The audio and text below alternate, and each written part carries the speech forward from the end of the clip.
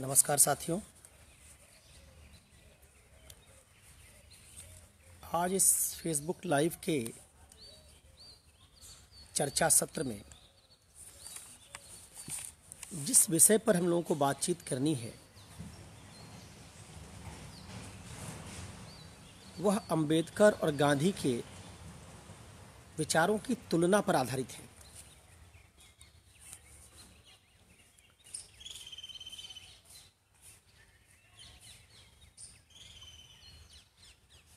सामान्य तौर पर गांधी को ना मानने वालों का पूर्वाग्रह यह है कि गांधी ने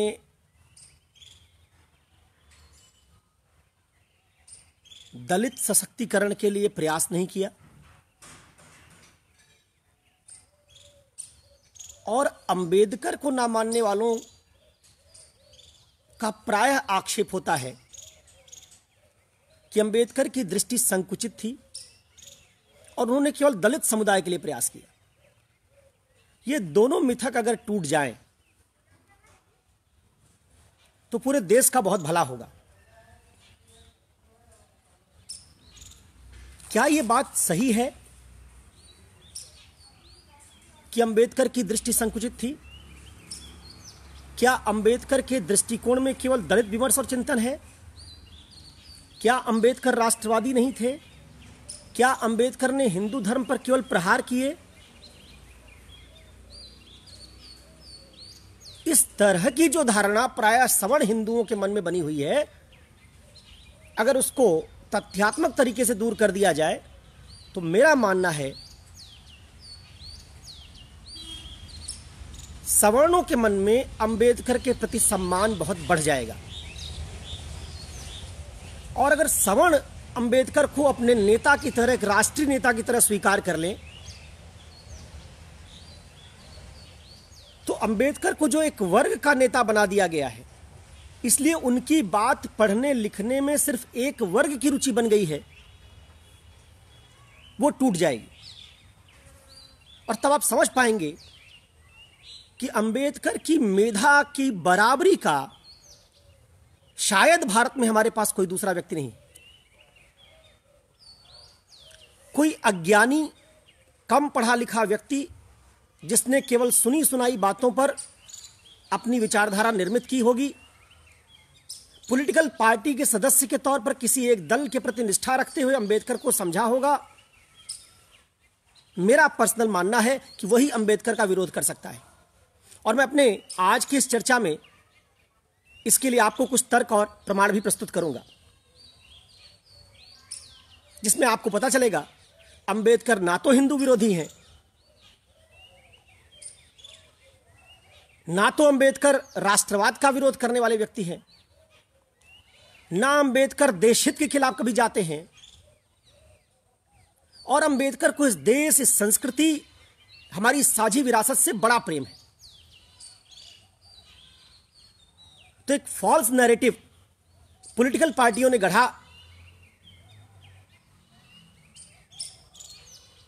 कि अंबेडकर केवल दलितों के चिंतक हैं और इसलिए अंबेडकर के पीछे दलितों की लामबंदी हो गई। दूसरी तरफ गांधी को लेकर जो दृष्टिकोण है वो अभी काफी हद तक बायस्ड है, क्योंकि गांधी की हमारी पूरी समझ गांधी के मुसलमानों के तुष्टीकरण, हमको पता नहीं कि इस्लाम का व्यू गांधी के प्रति क्या, हमने पढ़ा नहीं, इसलिए हमारी ये दृष्टिकोण में गड़बड़ी जो पैदा हुई है वो इसलिए पैदा हुई। हमको लगता है गांधी इस्लाम का तुष्टीकरण कर रहे हैं मुसलमानों का। मुसलमानों ने तो कभी गांधी को नेता माना ही नहीं। अगर गांधी को मुसलमान नेता मानते तो भारत का विभाजन कैसे होता? तो जो हिंदुओं में ये गलत धारणा बैठी है कि गांधी मुसलमानों का तुष्टीकरण कर रहे हैं, उनको गांधी की वैचारिक भूमि की समझ नहीं है। अगर ये बात लोगों की समझ में आ जाए तो गांधी और अंबेडकर को सिर्फ एक चश्मे से देखना बंद कर देंगे। अगर आपने गांधी और अंबेडकर को देखने का अपना राजनीतिक चश्मा उतार दिया तो आने वाली पीढ़ी का, समाज का, देश का, समाजों के बीच, समुदायों के बीच सौहार्द का एक ऐसा वातावरण बनेगा जो बहुत बेहतरीन होगा। मैं आज बात दो चीजें करूंगा। इन बातों में चूंकि मैं अभी दिल्ली में हूं नहीं, प्रतापगढ़ आया हुआ था, लॉकडाउन हो गया, यहीं फंस गया, वापस दिल्ली जा नहीं पाया। तो प्रतापगढ़ में मेरे पास जो लाइब्रेरी है अपनी, उस लाइब्रेरी में अंबेडकर पर बहुत कम पुस्तकें हैं। सिर्फ annihilation of caste, who were Shudras, ये किताबें यहां पड़ी हैं।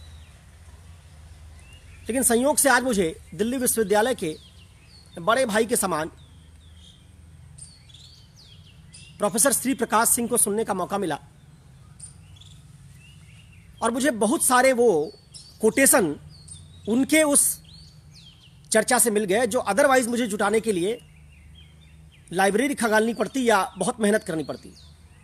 तो मैं श्री प्रकाश सर का आभार व्यक्त करते हुए, दिल्ली विश्वविद्यालय में पॉलिटिकल साइंस में प्रोफेसर हैं, अंबेडकर चेयर को हेड कर चुके हैं IIPA में, Indian institute of public administration में।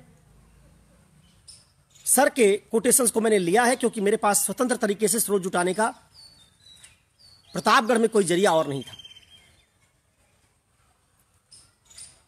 चलिए बात शुरू करते हैं अंबेडकर से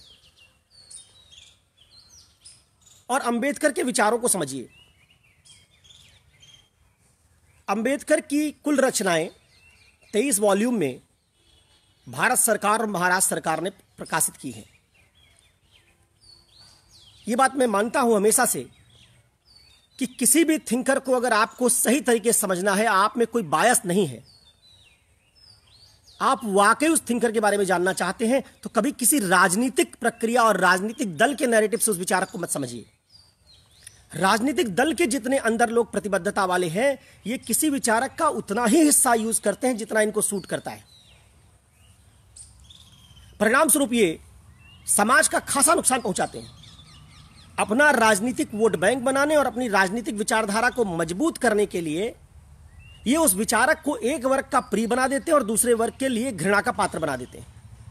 अंबेडकर के साथ यही किया गया है। अंबेडकर की ओरिजिनल राइटिंग से हमारे विश्वविद्यालयों में पढ़ने वाले विद्यार्थियों को दूर कर दिया गया, उनके विचारों को पढ़ाया नहीं गया, हमको उसकी फर्स्ट हैंड अंडरस्टैंडिंग नहीं है। परिणाम स्वरूप अंबेडकर के बारे में जितनी हमारी समझ है वो सब हमने पॉलिटिकल पार्टीज के नैरेटिव से बनाई है। और चूंकि पॉलिटिकल पार्टीज वोट बैंक, चुनाव जीतने, अपने पक्ष में जनमत खड़ा करने का प्रयास करती है, इस कारण उस वोट बैंक खड़ा करने की कवायद ने सारे विचारकों को आज देश में विवादास्पद बना दिया है। विवेकानंद केवल भाजपा के नेता हो गए, भगत सिंह को कम्युनिस्टों ने पकड़ लिया, अंबेडकर को केवल दलित पार्टियों ने पकड़ लिया, गांधी को कुछ दिन कांग्रेस ने ढोया। यह सब हमारी राष्ट्रीय विरासत है। अंबेडकर किसी दल के नेता नहीं है, अंबेडकर भारत के नेता है। गांधी किसी दल के नेता नहीं, गांधी भारत के नेता है। यह बात हमको कब नहीं पता चलती, जब हम उस विचारक के विचारों से परिचित नहीं होते। आइए मैं आपको गांधी के कथन से ही बात शुरू करता हूं, जो मुझे भी आज ही पता चली। भारत का जब संविधान बनना शुरू हुआ तो पटेल और नेहरू ने एक मशहूर राजनीति शास्त्री आइवर जेनिंग्स का नाम प्रस्तावित किया कि उनको संविधान सभा में या तो एडवाइजर या फिर संविधान की ड्राफ्टिंग कमेटी का चेयरमैन बना दिया जाए। यह प्रस्ताव गांधी के पास पहुंचा। गांधी ने इस प्रस्ताव का मुखर विरोध किया और पटेल और नेहरू के लाए उस प्रस्ताव पर आपत्ति जताते हुए गांधी ने कहा कि भारत के पास अपना आइवर जेनिंग्स है, इसलिए हमको किसी विदेशी आइवर जेनिंग्स की जरूरत नहीं है। गांधी ने जिसे भारत का आइवर जेनिंग्स कहा वो B.R. अंबेडकर थे। गांधी के कहने पर आइवर जेनिंग्स की जगह B.R. अंबेडकर को वो जगह दी गई जो जगह संविधान बनाने के लिए एक विदेशी व्यक्ति को दी जानी थी। इससे आप जरा सोचिए कि गांधी और अंबेडकर के बीच वैचारिक टकराव इतना ज्यादा होने के बावजूद जब गांधी को भारत के संविधान के लिए किसी व्यक्ति को चुनना होता है तो गांधी उस व्यक्ति को चुनते हैं जो उनकी निगाह में संविधान बनाने के लिए सबसे उपयुक्त व्यक्ति हो सकता है। यहां ध्यान रखिएगा, मैं इस बात को मानता हूं कि ये नैरेटिव ठीक नहीं कि अंबेडकर ने संविधान लिख दिया। अब संविधान लिखने में बहुत सारे लोगों का रोल रहा है, लेकिन अंबेडकर ने जो उसमें ह्यूमन टच डाला, जो मानवीय टच डाला, उसकी डिबेट्स को जितना एनरिच किया, उसका मुकाबला शायद राव साहब ही कर सकते हैं। संविधान निर्माण में इन दोनों लोगों की बड़ी महत्वपूर्ण भूमिका है। तो जरा सोचिए कि अगर गांधी के मन में जरा भी घृणा होती अंबेडकर के लिए तो पटेल और नेहरू तो प्रस्ताव दे ही रहे थे कि आइवर जेनिंग्स को ले आते हैं और उनको संविधान निर्माण करवाते हैं। गांधी ने उस पर वीटो लगाया और गांधी के कहने पर वो जगह अंबेडकर जी के पास आई। इससे आप हमारे महान नेताओं को समझिए, जिन्होंने जब राष्ट्रहित की बात आई तो वैचारिक विरोधों के बावजूद उन व्यक्तियों को चुना जो व्यक्ति देश के लिए सब सर्वश्रेष्ठ हो सकते थे। आपने गांधी की किसी रचना में अंबेडकर की आलोचना नहीं पढ़ी होगी। गांधी अंबेडकर की आलोचना नहीं करते, उल्टा गांधी ने कहा कि अंबेडकर के विचारों से प्रभावित होकर मैंने अंतरजातीय विवाह पर फिर से सोचा। एक्नॉलेज करते हैं ये हमारे महापुरुष हैं जिनकी अपनी अपनी वैचारिक प्रतिबद्धता है। गांधी अंबेडकर से सहमत नहीं रहे कभी, दोनों के तरीके बिल्कुल अलग है, इस पर मैं चर्चा करूंगा। लेकिन इतना होने के बावजूद गांधी अंबेडकर को क्रिटिसाइज नहीं करते। जरा अंबेडकर की बात पर वापस लौटते हैं और मैं उन सवर्ण हिंदुओं को जो प्रायः अंबेडकर की विचारधारा को ठीक से ना समझने के कारण अंबेडकर का विरोध करते हैं, उनको कुछ बातें बताना चाहूंगा। जैसा मैंने पहले कहा कि इसमें ज्यादातर बातें मैंने आज श्री प्रकाश सिंह के लेक्चर से ली है, क्योंकि इन स्रोतों को जुटाना मेरे लिए संभव नहीं था प्रतापगढ़ में रहते हुए। आप सुनिए और इससे अंबेडकर के अलग अलग बातों पर उनका विचार समझिए। प्राय लोगों का मानना है कि अंबेडकर हिंदुओं के खिलाफ है। जरा इनकी बात सुनिए। अंबेडकर लिखते हैं, कोई भी राष्ट्र एकाएक निर्मित नहीं होता, अपितु सैकड़ों हजारों वर्षों के प्रयास एक भौगोलिक और सांस्कृतिक एकता के माध्यम से निर्मित होता है। भारत राष्ट्र की एकता का मूल आधार हिंदू है, जो समस्त राष्ट्र में व्याप्त है। इसका मुकाबला दुनिया का कोई भी एक राष्ट्र नहीं कर सकता।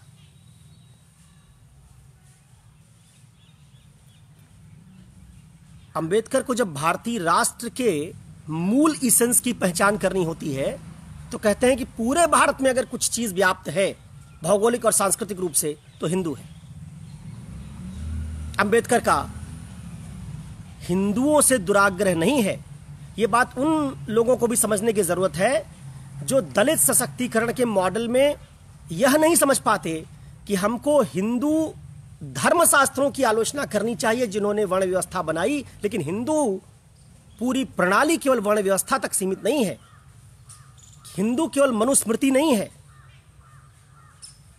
अंबेडकर गीता का विरोध करते हैं, अंबेडकर मनुस्मृति का विरोध करते हैं, लेकिन वही अंबेडकर कह रहे हैं कि भारत की राष्ट्र की एकता का मूल आधार हिंदू है।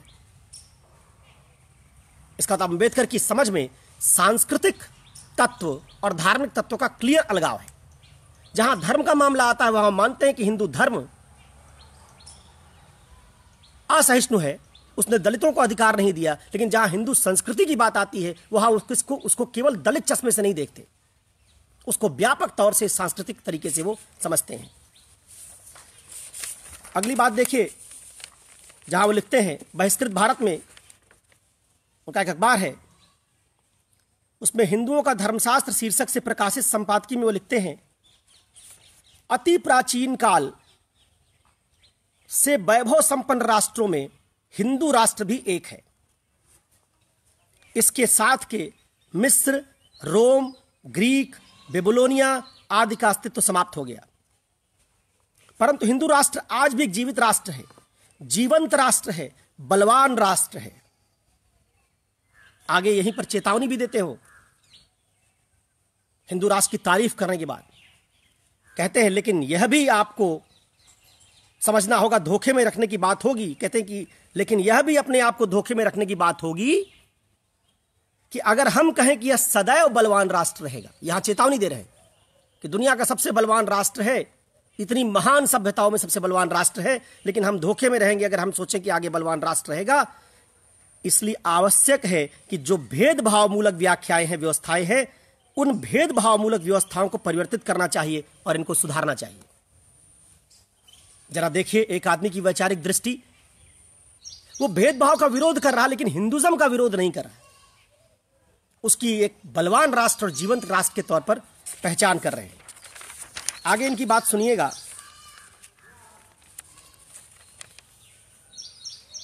ये कहते हैं,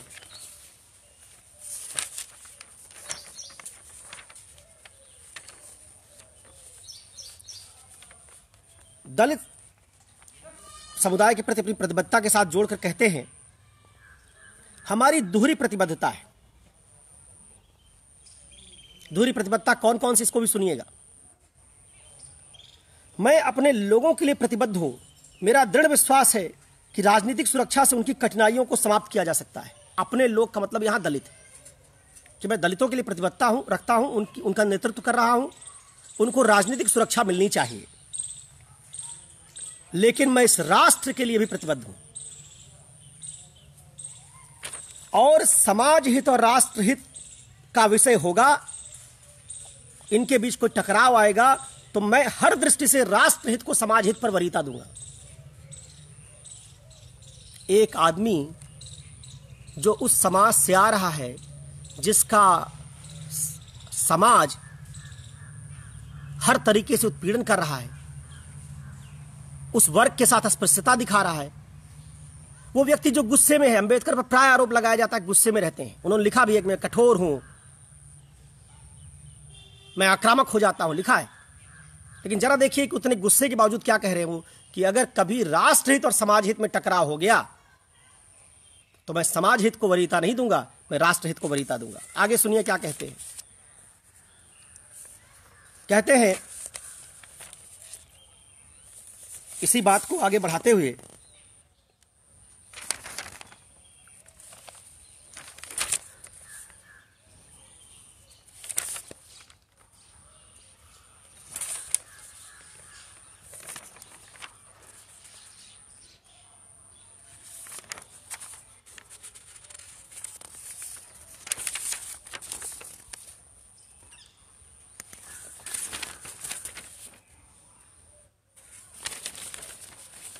हाँ, राष्ट्र के बारे में उनका आइडिया सुनिए। यह दीर्घकाल का प्रयास है, राष्ट्र दीर्घकाल का प्रयास है। या यहां से अगर मैं ऊपर से शुरू करूं, कोट उनका यहां से है, राष्ट्र निर्माण के लिए प्रथम आवश्यकता है संपन्न विरासत की। संपन्न विरासत कह रहे हैं कि अगर राष्ट्र बनाना है आपको तो पहली जरूरत है संपन्न विरासत, जिसका प्रायः दलित आंदोलन जो आज खड़े हुए हैं वो मजाक उड़ाते हैं या उसके प्रति उपेक्षा दिखाते हैं, और वहां समझ नहीं पाते वो कि एक देश की पूरी विरासत हमेशा त्याज्य नहीं हो जाती, महज इसलिए कि उस विरासत का एक भाग गलत है। अंबेडकर को यह अलगाव करना बहुत अच्छी तरह से आता था, उन्होंने विरासत को नहीं छोड़ा। कहते हैं एक राष्ट्र निर्माण की प्रथम आवश्यकता है संपन्न विरासत की। स्मृति का सामान्य सत्व, स्मृति का सामान्य सत्व समझते हैं, हम सबकी सामूहिक सामाजिक मेमोरी होती है। वो कह रहे हैं राष्ट्र के लिए जरूरी है कि सबका एक सामान्य सत्व हो, एक कॉमन सेंस हो, और दूसरी उसके प्रति वास्तविक सहमति। और साथ साथ एक साथ विकास की उत्कट अभिलाषा और उत्तराधिकार के तौर पर प्राप्त निधि को सुरक्षित रखने की इच्छा। 4 बातें उन्होंने कही। पहला कहा उन्होंने, संपन्न विरासत जरूरी राष्ट्र के लिए। दूसरा उन्होंने कहा, पूरे राष्ट्र में एक सामान्य स्मृति होनी चाहिए, उसके प्रति एक वास्तविक सहमति होनी चाहिए। जब हम का डिस्कोर्स करते हैं तो उस डिस्कोर्स में हम एक दूसरे के प्रति इतनी घृणा पैदा करते हैं कि एक दूसरे से लड़ते हुए हम उस पूरी विरासत को क्वेश्चन करने लगते हैं, और वो जो सामान्य सहमति हमारे बीच बन सकती है उसको छिन्न भिन्न कर देते हैं। अंबेडकर इसकी चर्चा कर रहे हैं और फिर कहते हैं वास्तविक सहमति और एक साथ विकास की उत्कट अभिलाषा। एक साथ विकास की उत्कट अभिलाषा को प्राय सवर्ण नष्ट करते हैं। जैसे हमारे विरासत को, सामूहिक विरासत को स्वीकार न करने की प्रवृत्ति दलित समुदायों में प्राय देखी जाती, जहां उनमें आक्रामकता ज्यादा होती है, वैसे एक साथ विकास करने में सवर्ण समाज बाधा बनता है, जो आज भी अपनी रिग्रेसिव सोच के कारण दलितों को अपने साथ जुड़ने नहीं देता, से मिलने नहीं देता। अंबेडकर लिखते हैं, उत्तराधिकार के तौर पर प्राप्त निधि को सुरक्षित रखने की इच्छा। हमारी इच्छा होनी चाहिए कि हम उत्तराधिकार से जो हमारी पूरी निधि मिली है, हमको थाती है हमारी, उसको सुरक्षित रखें। कहते हैं वो यहां पर कि मैंने राष्ट्र की ये समझ, अपना जो उनका दो समानता, स्वतंत्रता और बंधुत्व का आइडिया है, मैं कुछ चीजें मिक्स कर रहा हूं बीच में, सब जगह वही लिखा हो क्लियरली, वो नहीं, कई जगह मैं संदर्भों के साथ उसको मिक्स कर रहा हूं। समानता, स्वतंत्रता और बंधुत्व पर चर्चा करते हुए, जिसके बारे में प्राय माना जाता है कि फ्रांसीसी क्रांति से आया, अंबेडकर ने स्पष्ट किया, मैंने इसको फ्रांसीसी क्रांति से नहीं लिया है, मैंने इसे फ्रांस की क्रांति से हासिल नहीं किया, मैंने इसे महात्मा बुद्ध के आदर्श से हासिल किया है। इससे बढ़िया हिंदू आपको कहां मिलेगा? तो आपके मन में अंबेडकर के प्रति घृणा का कारण क्या है? अंबेडकर तो शायद, अगर मैं किसी और को देखूं तो शायद विवेकानंद के रूप में एक आलोचक जो खड़ा हुआ, जिसने हिंदू समाज की कमियां भी बताई, अच्छाइयां भी बताई, बिल्कुल वही छवि मुझे अंबेडकर में दिखती है। अंबेडकर विवेकानंद का ज्यादा डेवलप्ड वर्जन है। विवेकानंद में आलोचनात्मक दृष्टि कम है, अंबेडकर में आलोचनात्मक दृष्टि ज्यादा है। लेकिन विवेकानंद में भी हिंदू धर्म के प्रति तिरस्कार की भावना नहीं, और अंबेडकर में भी नहीं। आगे मैं आपको पढ़ के बताऊंगा कि जब उन्होंने बौद्ध धर्म भी ग्रहण किया तब भी उन्होंने क्या कहा था, उसको भी सुनिएगा। फिर मैं लौटता हूं। वो कहते हैं कि राष्ट्र दीर्घ काल का एक प्रयास है, तमाम लोगों के त्याग और लगन का परिणाम है। यह एक साहसिक अतीत, महापुरुष तथा राष्ट्र का वैभव सब मिलकर राष्ट्र की पूंजी संचित करते हैं। राष्ट्र के सारे महापुरुषों का ऋण अदा कर रहे हैं, उनके प्रति ऋणी होने का बात बता रहे हैं। राष्ट्र के वैभव को याद कर रहे हैं। राष्ट्र के प्रति जिन लोगों ने त्याग और बलिदान दिया उनकी बात कर रहे हैं। और फिर कहते हैं कि जिसके ऊपर राष्ट्रीय विचारधारा की नींव पड़ती है। और कहते हैं इन सब चीजों पर जब आप राष्ट्र की संचित निधि को याद करेंगे, उत्तराधिकार की विरासत को समझेंगे, सामान्य स्मृति बनाएंगे, एक व्यापक इच्छा शक्ति बनाएंगे, तब राष्ट्रीय विचारधारा खड़ी होती है, जिसमें अतीत का सम्मिलित गौरव और वर्तमान की सम्मिलित इच्छा शक्ति शामिल होगी। अतीत का गौरव, सम्मिलित गौरव, और वर्तमान की सम्मिलित इच्छा शक्ति शामिल होगी। मिलजुल कर किया हुआ महान कार्य और भविष्य में पुनः करने का संकल्प, जिस भवन राष्ट्र को हमने निर्मित किया वह हमें प्रिय है। हमें अपने इस उत्तरदायित्वों को पूरा करना है। यही सुंदर भावना राष्ट्रवाद है। अंबेडकर राष्ट्रवादी भी हैं।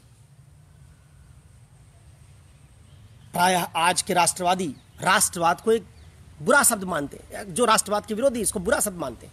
अंबेडकर ने राष्ट्रवाद की पूरी स्वीकृति जताई और राष्ट्रवाद की परिभाषा भी बनाई।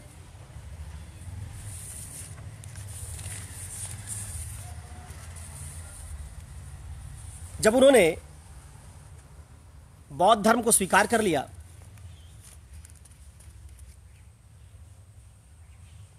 तो उनसे जो सवाल पूछे गए उसके उत्तर में वो कहते हैं, सुनिएगा, तमाम कट्टर हिंदू जो हिंदू धर्म को इतना संकीर्ण बनाते हैं, जिस संकीर्णता में दलित भाई शामिल नहीं हो पाते, जिस संकीर्णता में अंबेडकर को जगह नहीं मिलती, उनका हिंदू धर्म से प्यार सुनिए। कहते हैं बौद्ध धर्म को स्वीकार करने पर, यदि मैं इस्लाम और ईसाईयत को स्वीकार करता तो यह मेरी राष्ट्रीय भावना और राष्ट्रवाद के साथ समझौता होता। सुना आपने? यदि मैं इस्लाम और ईसाईयत को स्वीकार करता तो यह मेरी राष्ट्रीय भावना और राष्ट्रवाद के साथ समझौता होता। इसका मतलब भले मैं बुद्धिज्म स्वीकार कर रहा हूं, लेकिन बौद्ध धर्म स्वीकार करने के बावजूद राष्ट्रीय भावना और राष्ट्रवाद के साथ समझौता नहीं करूंगा। क्या कहते हैं ये? कहते हैं क्योंकि दोनों ही धर्मों की निष्ठाएं अन्यत्र हैं। अंबेडकर ने हमेशा कहा कि धर्म और राष्ट्र में हमेशा राष्ट्र ऊपर होना चाहिए। इसलिए क्या कह रहे हैं कि ईसाई और इस्लाम के साथ दिक्कत यह है कि इनकी निष्ठा हमेशा अन्यत्र है। यहां मेरा इरादा इस्लाम को क्रिटिसाइज करने का नहीं, अंबेडकर के विचारों को वैसे ही रखने का है जैसे अंबेडकर ने कहा है। 1900 अब हुआ क्या है, उन्होंने जो हिंदुओं के प्रति आलोचनात्मक दृष्टिकोण रखा, उसको पॉलिटिकल फायदे के लिए कम्युनिस्टों ने, दलित मूवमेंट ने प्रचारित कर दिया, क्योंकि उससे फायदा मिलता था। उसने दलित मुस्लिम को गठजोड़ बनाने का फायदा मिलता था। होना भी चाहिए, मुस्लिम आज पिछड़े हैं, उनके साथ दलित गठजोड़ बनता अच्छा है, लेकिन ये अंबेडकर के नाम का इस्तेमाल करके नहीं होना चाहिए। और हिंदुओं को अंबेडकर के नाम को इस्तेमाल करके इस तरह का राजनीतिक फायदा नहीं लेना चाहिए। तो दुर्भाग्य इस देश का यह है कि इस देश में हर दल ने, चाहे कम्युनिस्ट हो, उन्होंने अंबेडकर के राष्ट्रवाद को दबा दिया, कांग्रेस ने अंबेडकर के एक दूसरे पक्ष को दबाया, दलित आंदोलन ने अंबेडकर के एक तीसरे पक्ष को दबाया, किसी ने पूरा अंबेडकर प्रकट ही नहीं होने दिया। 1944-46 में अपनी लिखी हुई जो पाकिस्तान 13वां, उनके कलेक्टर वर्ष का 13वां अंक है, वॉल्यूम है, उसमें उन्होंने पाकिस्तान पर जो लिखा, उसमें उन्होंने जिक्र किया कि मोपला दंगा, मालाबार दंगे, विद्रोह, खिलाफत, इन सब पर बड़े क्रिटिकल विचार हैं उनके। इस्लाम को बड़े क्रिटिकली डील किया है उन्होंने, और वो कभी भी इस्लाम को भारत की सांस्कृतिक धरोहर के तौर पर नहीं देखते थे। इस्लाम के अनुयायियों के लिए जगह थी, लेकिन सांस्कृतिक धरोहर की जो समझ थी अंबेडकर की, वो गांधी के समान ही दिखती कई बार तो। और अगर कई बार तो अंबेडकर की किताबों को ढक दिया जाए, उस पर नाम ढक दिया जाए और पढ़ने के लिए दे दिया जाए, तो उसको पढ़कर आप कहीं ये ना सोच बैठें कि किसी सांस्कृतिक हिंदू समर्थक ने लिखी है। उन्होंने राष्ट्रीय निष्ठा को हमेशा धार्मिक निष्ठा से ऊपर रखा। यह बात आप इससे समझ पा रहे होंगे। अच्छा, एक और रोचक बात जो शायद आपको ना पता हो,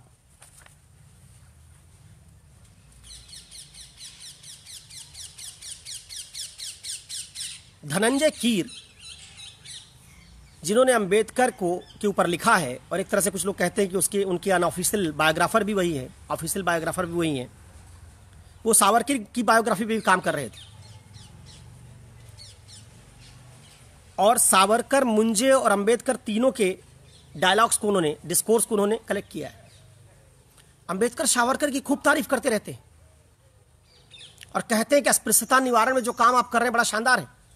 सावरकर उनसे बार बार कहते हैं कि आपको हम हिंदू धर्म से बाहर नहीं जाने देंगे, हम काम करेंगे। अंबेडकर ने लिखा भी 1935 में, अंबेडकर ने कहा जब कि मैं हिंदू पैदा हुआ लेकिन शायद हिंदू मरूंगा नहीं, तो सावरकर ने उनको लिखा कि हम आपको हिंदू धर्म से बाहर नहीं जाने देंगे, हम काम कर रहे हैं। जवाब में अंबेडकर ने लिखा, सावरकर ने लिखा कि आपको यह कठिन कदम उठाने की जरूरत नहीं पड़ेगी। तो अंबेडकर ने जवाब दिया कि आप निसंदेह अच्छा कार्य कर रहे हैं, निसंदेह आप अस्पृश्यता निवारण के लिए कार्य कर रहे हैं, लेकिन जिस शीघ्रता से कार्य होना चाहिए था उस शीघ्रता से कार्य नहीं हो रहा है।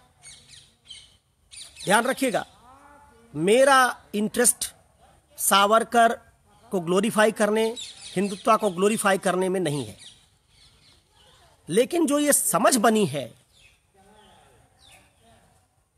कि हम एक वैचारिक भूमि में कैद हो जाए तो दूसरे की बात ही नहीं सुनेंगे, या अंबेडकरवादियों की जो पूरी समझ है वो हम आज के दलित नेताओं की डिस्कोर्स से बनाएंगे, ये बड़ी घातक है।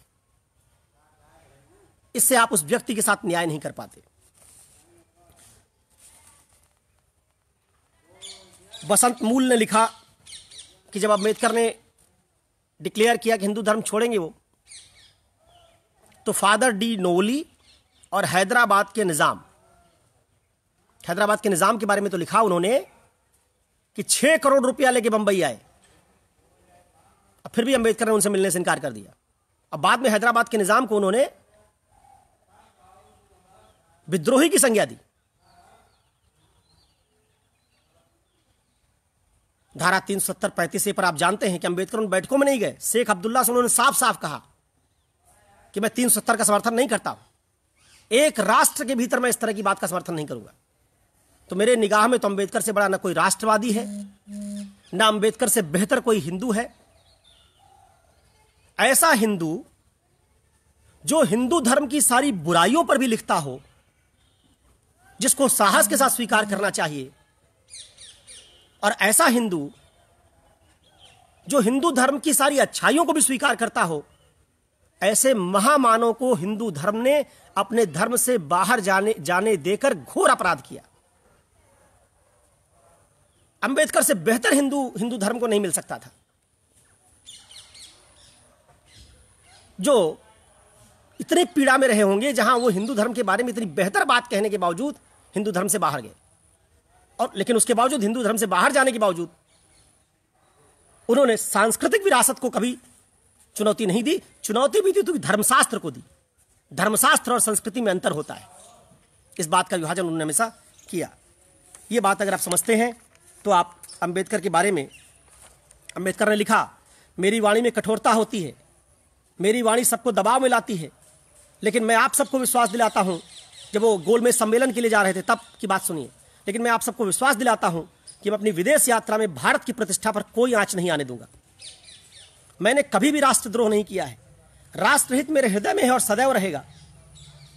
इसके बाद वे गोलमेज सम्मेलन को उद्धृत करते हुए कहते हैं कि राष्ट्रहित के मामले में गोलमेज सम्मेलन में मैं गांधी जी से 200 मील आगे था।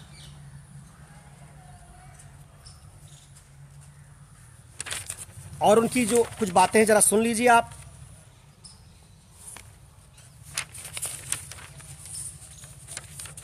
महार सत्याग्रह का नाम आपने सुना होगा। 4000 महार लोग शांतिपूर्ण सत्याग्रह कर रहे थे। 400 उस महार सत्याग्रह में ब्राह्मण भी शामिल थे, कायस्थ भी शामिल थे अंबेडकर के साथ। संख्या कम होगी, ये बात ऑब्वियस है, लेकिन शामिल थे। बगल के गांव के लोगों ने उस भीड़ पर, उस सत्याग्रह पर हमला कर दिया, खाने में मिट्टी डाल दी, अंबेडकर पर भी हमला किया। इसके बावजूद भीमराव अंबेडकर ने अपने समर्थकों से लगातार यह अपील की कि हमारा सत्याग्रह शांतिपूर्ण रहेगा। अंबेडकर को कभी आपने हिंसा का समर्थन करते हुए देखा है? क्या महापुरुष था यार। इतनी वितृष्णा उसके प्रति समाज दिखा रहा है, इतना प्रताड़ित कर रहे हैं आप उसको। उसके बावजूद अंबेडकर इतना सब कुछ होने के बाद, इतना उकसावे के बावजूद अपनी वाणी से प्रहार करते हैं। कभी उन्होंने हिंसा का समर्थन नहीं किया। सत्याग्रह उन्होंने भी किया है, ठीक है। तो ये बात उन्होंने कहा। और सुनिए, 22 सितंबर 1944 को मद्रास में बोलते हुए उन्होंने कहा कि मैं राष्ट्रवाद का विरोधी नहीं हूं, मैं स्वराज का विरोधी नहीं हूं, मैं आजादी का विरोधी नहीं हूं। अगर मुझे आश्वस्त किया जा सके कि स्वतंत्रता, शिक्षा, कल्याण मिल सकता है जो देश के लिए वचन दिया जा रहा है, तो मैं निश्चित रूप से आजादी, राष्ट्रवाद और स्वतंत्रता के लिए लड़ूंगा।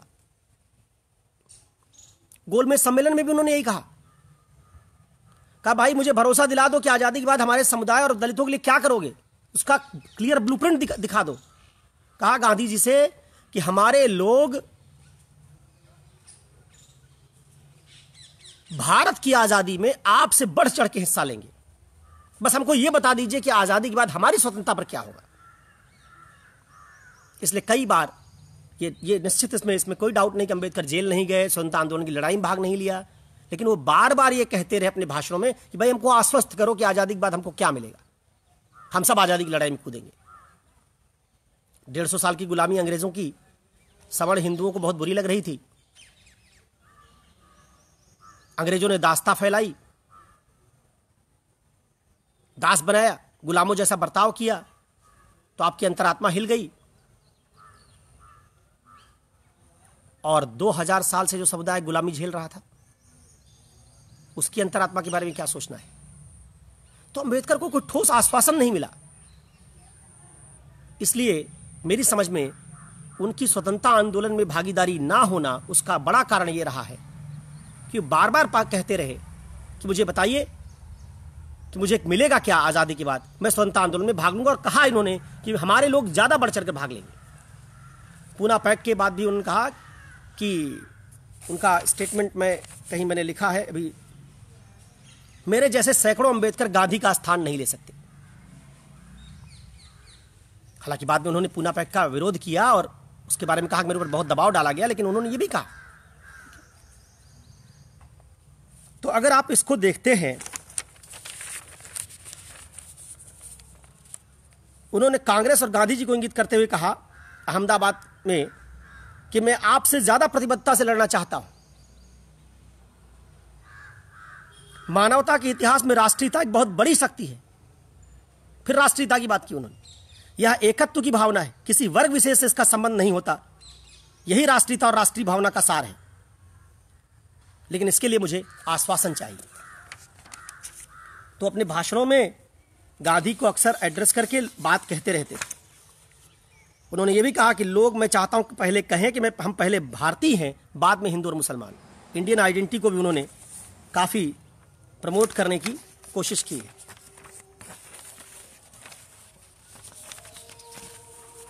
अब अगर आप ये सब बात समझते हैं तो देखिए, अंबेडकर को दो लोग नुकसान पहुंचा रहे हैं। दलित, जो पूरे अंबेडकर के नैरेटिव को हिंदू धर्म के खिलाफ या दलित सशक्तिकरण का मॉडल बना रहे हैं, वो अंबेडकर की महानता को छोटा कर रहे हैं। वो अंबेडकर को राष्ट्रीय नेता बनने से रोक रहे हैं। अपनी संकीर्ण समझ के कारण दलितों ने अंबेडकर को सिर्फ दलित नेता बना दिया। दलितों का बहुत महत्वपूर्ण योगदान भी है। उन्होंने अंबेडकर की ख्याति बढ़ाई, सवर्ण बढ़ाने नहीं जा रहे थे। लेकिन समझिएगा इस बात को कि ये शुरुआती प्रयास था। आज जरूरत इस बात की है कि दलित समुदाय अंबेडकर को राष्ट्रीय नेता बनने से ना रोके। वो तभी संभव होगा जब अंबेडकर के राष्ट्रवाद पर, धर्म पर, संस्कृति पर, मार्क्सवाद पर, पाकिस्तान पर क्या विचार थे, इन सबको सामने आने दिया जाए। जब सब विचार सामने आएंगे तो अंबेडकर के फॉलोअर्स की संख्या बहुत बढ़ जाएगी। और दूसरा तबका जो अंबेडकर की प्रतिष्ठा को धूमिल कर रहा है, वो सवर्ण समाज है, जो पॉलिटिकल रूप से किसी पार्टी को वोट नहीं करता या उसको दलित से कोई पर्सनल खुंदक है। इस कारण वो अंबेडकर की छवि को धूमिल करने के प्रयास में लगा रहता है। इन दोनों वर्गों में अगर समझदारी पैदा हो जाए तो अंबेडकर महामानव बन जाएंगे। और बात समझिएगा, जहां कोलंबिया विश्वविद्यालय, जहां अंबेडकर पढ़े थे, उस विश्वविद्यालय ने अपने 300 साल के विद्यार्थियों की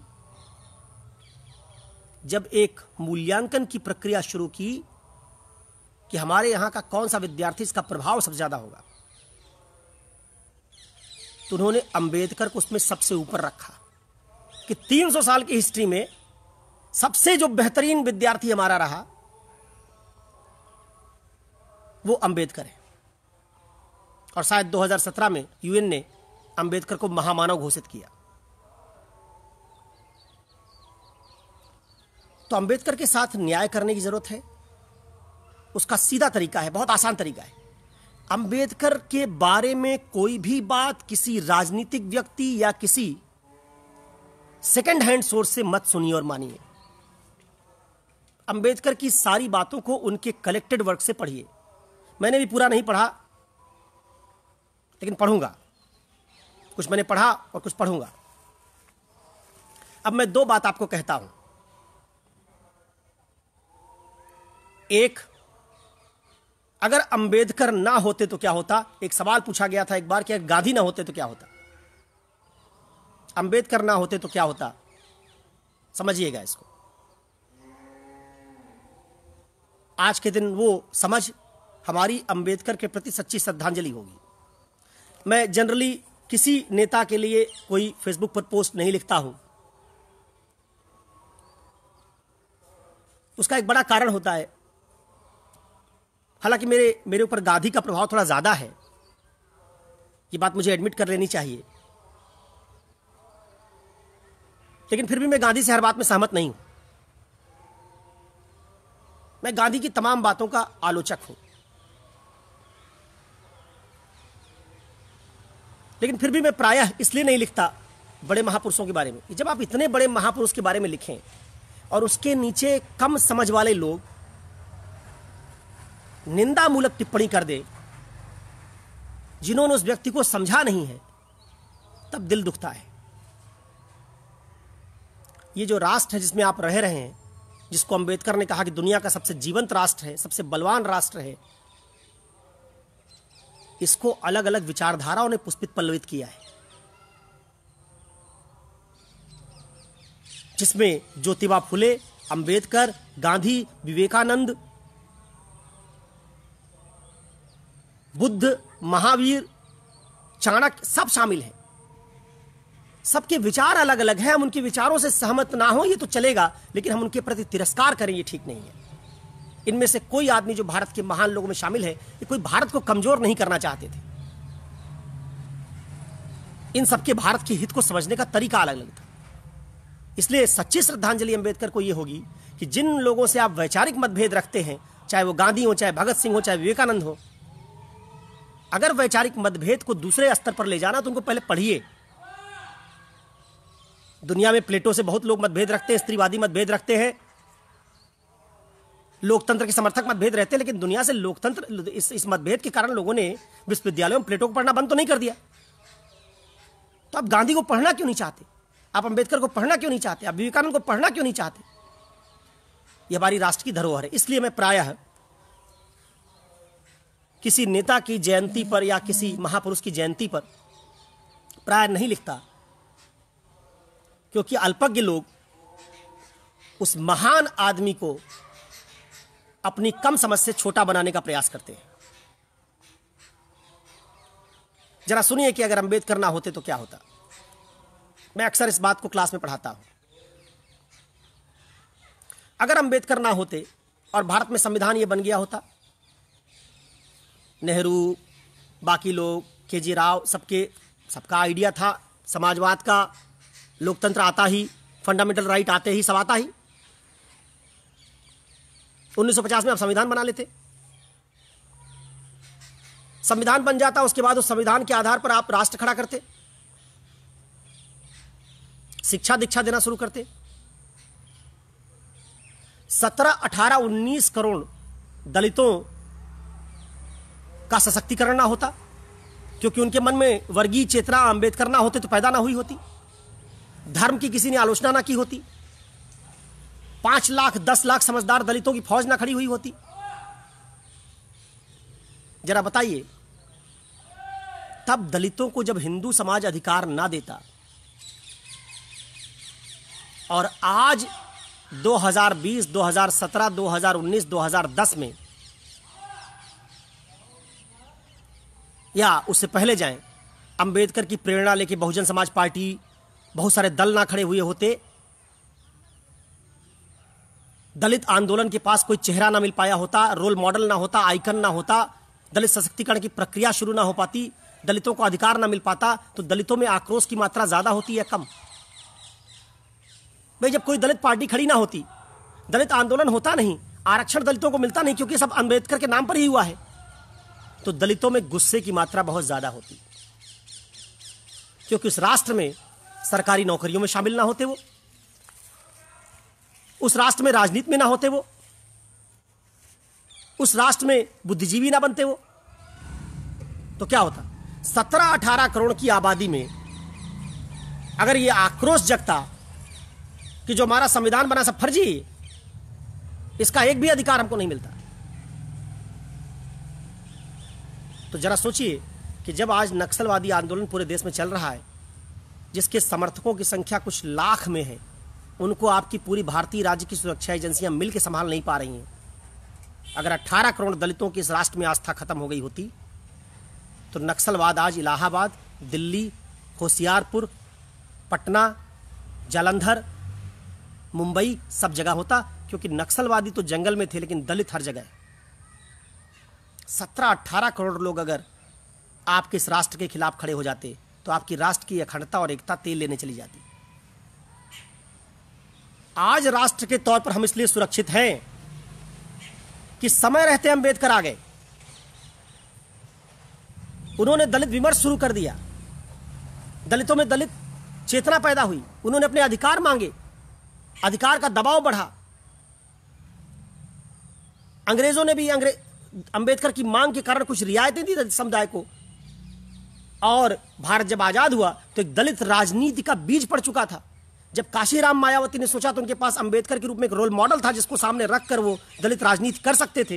परिणाम स्वरूप दलित राजनीति में आ गए, दलित शिक्षा में आ गए, दलित नौकरियों में आ गए, और इस राज्य में घुल गए, मिल गए, क्योंकि राज्य उनका भी हित पूरा करने लगा। तब वो भारत को अपना राज्य मानने लगे, और जब उन्होंने भारत को अपना राज्य मान लिया तो इस राज्य के प्रति हिंसा का विचार उन्होंने त्याग दिया। इससे 18 करोड़ की लोगों की नाराजगी, 18-20 करोड़ लोगों की नाराजगी से भारतीय राज्य बच गया। इसलिए अंबेडकर का शुक्रगुजार होना चाहिए। भला होता कि हमको 15वीं-14वीं शताब्दी में कोई अंबेडकर मिल गया होता और आज जाति ही खत्म हो गई होती। तो जरा सोचिए, पूरे भारत में कोई जाति होती ही ना तो कोई जातिवादी पार्टी बन सकती? पूरे राज्य में डिस्कोर्स क्या होता? केवल एक, विकास, मानवीयता, केवल यही डिस्कोर्स होता। हमारी कोई जाति ना होती। आज भी हमारी राष्ट्रीय एकता में कोई बात बाधक है तो जाति है। उस जाति को काफी हद तक अंबेडकर ने सशक्तिकरण का मॉडल उठा के आज कमजोर कर दिया है। हमारे अंदर जातीयता की भावना है, लेकिन जाति के तौर पर जो भेदभाव है कम हो रहा है। और आने वाले 10, 20, 25 वर्षों में अगर दलित समुदाय ने अंबेडकर को ठीक से समझा, ये समझा कि अंबेडकर खुद हिंसा के समर्थक नहीं थे, वो विमर्श के समर्थक थे लेकिन घृणा के समर्थक नहीं थे। नेल्सन मंडेला और अंबेडकर, मुझे दो लोग ऐसे नजर आते हैं जो इतना अपमान सहने के बावजूद अधिकार की मांग तो कर रहे हैं लेकिन संस्कृति को गाली नहीं दे रहे। अगर दलितों ने भी इस बात को समझा तो सवर्ण और दलितों के बीच एक भाईचारा बनेगा और उससे राष्ट्रीय एकता अखंडता मजबूत होगी। 15वीं शताब्दी में अंबेडकर आगे होते तो आज जाति का जहर ही निकल गया होता। हमारे और दूसरे किसी व्यक्ति के बीच कोई भेद ना होता। हम सब केवल अपनी पहचान भारतीय के तौर पर मानते। दो जहर है, संप्रदायवाद और जातिवाद, जो हमारे राष्ट्रीय एकता को कमजोर कर रहा है। उस जहर को काफी हद तक अंबेडकर ने कमजोर किया है। इसलिए अंबेडकर ना होते तो भारत में आंतरिक सुरक्षा का गंभीर संकट पैदा होता, ऐसी मेरी समझ बनती है। बहुत सारे दलित जिनको आज भी अस्पृश्यता झेलनी पड़ती, जातीय शोषण झेलना पड़ता, वो उस जहालत की जिंदगी में जाने की बजाय हथियार उठाते और तब कोई सुरक्षा एजेंसी आपको बचा ना पाती। मैं आज इस चर्चा में गांधी को नहीं ले आ रहा हूं क्योंकि मैं नहीं चाहता कि आज अंबेडकर के बारे में जो बात हुई वो डाइल्यूट हो।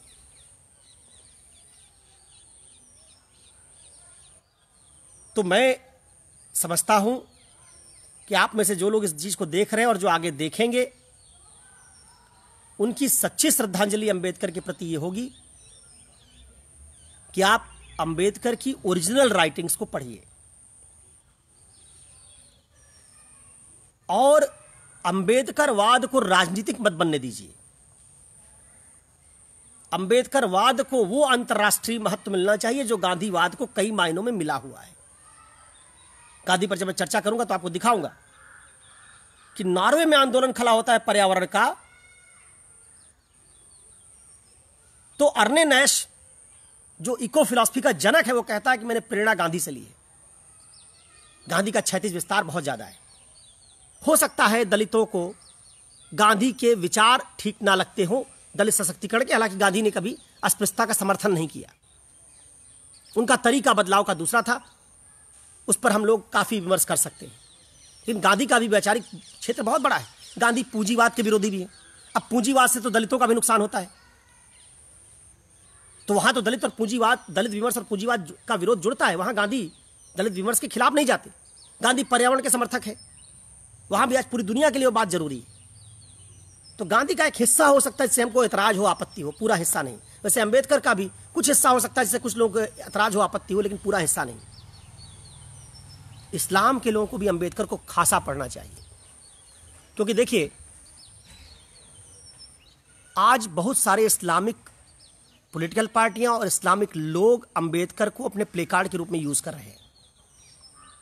उनके लिए भी अंबेडकर की सही समझ यही होगी कि अंबेडकर की स्पिरिट को यूज करें। इस्लाम एक पूजा प्रणाली है, उस पूजा प्रणाली को मानने की पूरी छूट भारत में होनी चाहिए। इस्लाम के अनुयायियों को कतई हिंदुओं से कहीं भी कम अधिकार नहीं मिलने चाहिए। लेकिन अंबेडकर को पढ़ने से शायद इस्लाम के अनुयायियों को यह समझ मिलेगी कि ये देश मंदिर में जाकर पूजा करने वालों का ही देश नहीं है।